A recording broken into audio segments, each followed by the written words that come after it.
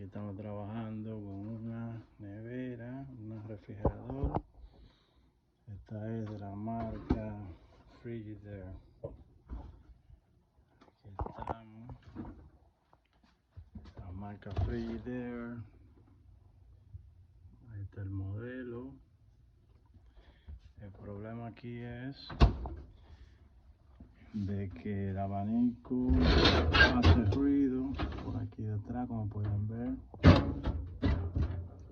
está el hielo frisado, le cae aquí en el abanico, el cual causa un ruido.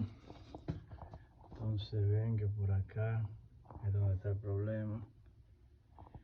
El problema está por aquí, mi gente, por la máquina de hielo. Cada vez que la máquina de hielo tire el agua por ahí detrás, entonces el agua baja toda hasta llegar hasta el abanico, mi gente.